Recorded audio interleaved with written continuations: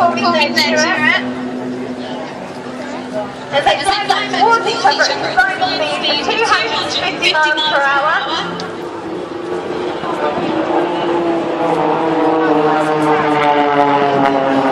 Calling out for the full window and now through the opposite shed. Yeah, you can't see it, can you, mate?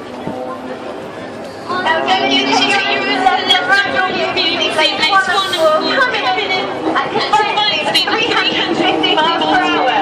And one people front.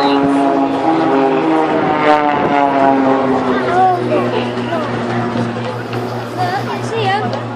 Look up there. Look up there. Look. Look up. Look, they're falling now. Now this is going to be really back through that head there. So I like this in and put the engine back on as they fall through that magnet. Now we should get you ready to let little beauty people and the evidence take the centre stage through 15 photos. Now Andy is the nice guy to get everything. Once he gets in that pocket, the 300 extra, he is absolutely barn mad.